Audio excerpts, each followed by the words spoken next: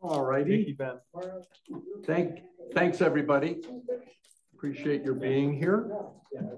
If we could get the meeting started, I think we're going to call it to order and have a roll call, please.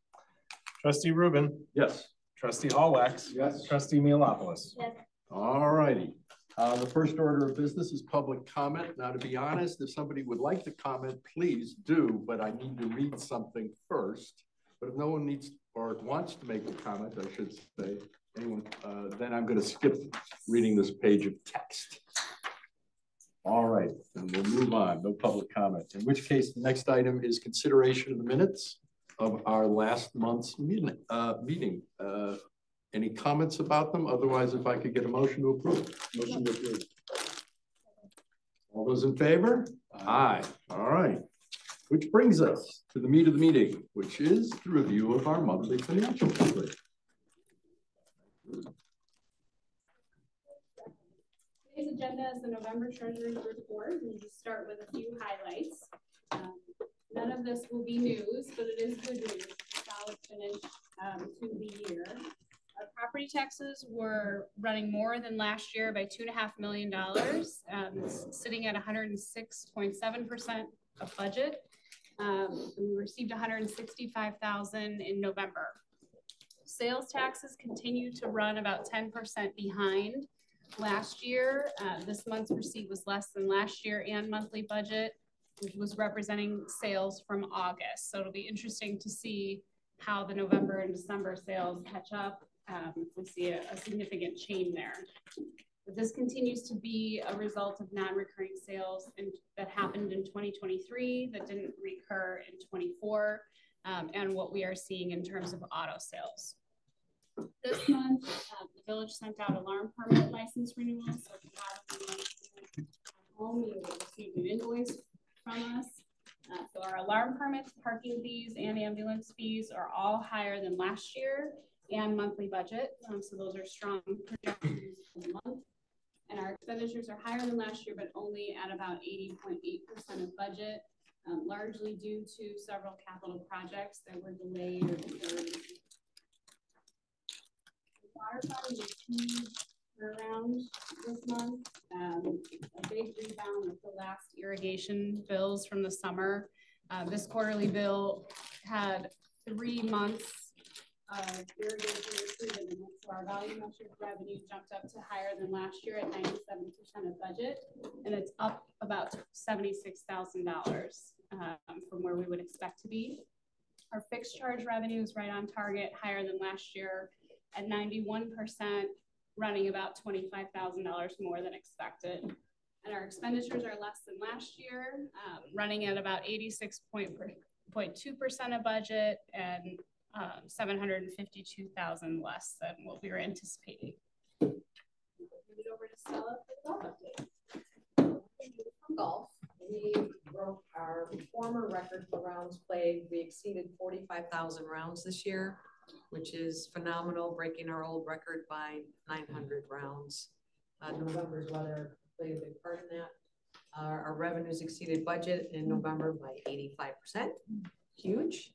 And we are participating in a national municipal golf study that's hosted by the Golf Course Owners Association. And it's going to give us a financial benchmark on where we are in the future of golf and municipal golf. So we'll have results on that probably within the next couple of months. That's it. Okay. Moving on, I think we skipped a slide. No, keep going. Okay.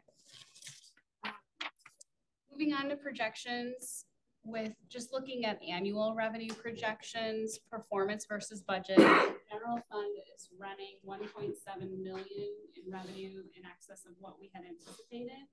A portion of that is related to grant funding that really will be allocated back to 2023.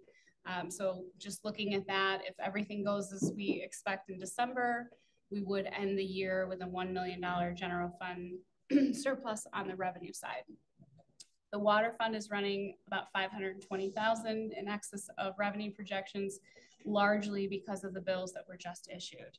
When we add expenditures into that equation, the general fund is looking at a surplus of 1.4 million. If everything goes as planned, we had a planned drawdown of $3 million this year. And when we back out the grant funding, that will be about a $739,000 surplus. Now, some of that obviously is the revenue surplus over budget. Many of our revenues perform very well this year, but again, some of that is due to capital projects that on the water fund side, we're projecting a drawdown of 1.4 million, slightly better than what we had planned on the budget.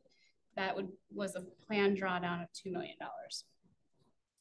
With everything considered, the fund reserves at month end, the general fund will end the month at $17.3 million, which is about 74% of operating expenses. And the water fund is at $6.3 million, just over 102%. And again, the large majority of that surplus is reserves from a prior year bond issue. When we look at inflationary impacts, the CPI for December was 2.7%. So that number is starting to climb down. Certainly good news for us. But we are still continuing to see commodities run higher than last year, 80% of budget. And contractual services also more than last year at 78.6% of budget. And happy to answer any questions. I noticed that our property tax revenues were higher than expected, and then some other revenues were expected.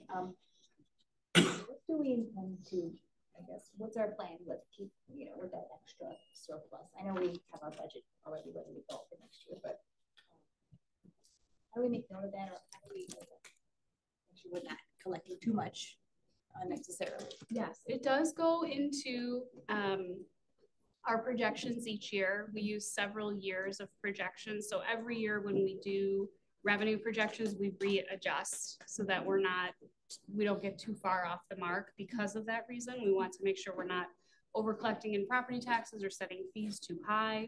Some of the property tax issue is timing, especially when we look at this year compared to last year, because the bills were so late. If you remember, we had to accrue a bunch of revenue to last year. So some of that is just that the county was on time with bills. So that's really a large driver of the revenue performance as compared to last year, but we do readjust every year. Those funds will go back into the general fund and ultimately be used towards capital. And as you'll see from the budget that we'll approve later tonight, there's certainly no shortage of capital needs here. So that likely will go right into the capital fund. We're expecting the county to remain consistent. That couple of years ago, kind of some of the less predictability of tax revenue from the county is gone. We're hoping, yes, we're expecting that would stabilize and that issue has been resolved. Yeah, all that was a technology upgrade that two of the departments responsible for issuing property tax bills weren't aligned on, and so there were issues in getting information back and forth. So hopefully, as Nikki said, that's been resolved. We have not heard otherwise. At least until they change software. Yeah. Okay, so if there's no other questions on the treasurer's report, I'll turn over to Margaret for the CIP update. Good evening. The schedules for the CIP update can be found in your packet on page 60 through 62 for the monthly update and 63 for the quarterly update. There are no new CIP items for approval on tonight's board agenda. There are some updates to the schedules, and so I'm going to go through a few projects and just kind of explain where we ended with them.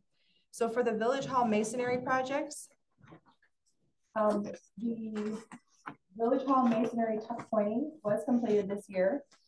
The Village Hall lower ramp fence project is scheduled to be completed this year. And then the Village Hall and Public Works, the Village Hall South Entry masonry is going to be pushed out to 2026. So you will not see it in your 2025 budget. So on your sheet, you'll see that we've noted it as a completion date of December of 24 with that one project being pushed out. The bridge maintenance, construction, and engineering for Scott and Hazel. The engineering construction has been moved to fiscal year or calendar year 2025. We've already rebudgeted the funds again for this project and hoping to complete that in early March of 2025. The Dell Place lift station engineering project is also going to roll to 2025 with the project completion date of March as well. The streetlight improvements project, which is through ComEd, was successful in having one new streetlight installed at Lakewood and Beach in 2024. This project is complete for this year, but it's an ongoing initiative, and so funds have been rebudgeted again in 2025 for more streetlights. The Green Bay Trail Crossing Improvements Project engineering is going to move to 2025, and funds have already been rebudgeted for that project. And then the electronic speed signs and crosswalk improvements project will be completed in December with our last RRFB, rectangular rapidly flashing beacon, to be delivered before the end of the year. And that is our update for this evening, and I'm happy to answer any questions you have. Thank you. Questions? Other questions or comments, discussion? All right, thank you very much. Unless there's any other business, I know we'll be talking about some of the financial items on the regular meeting, so no point duplicating that here. Do I have a motion to adjourn?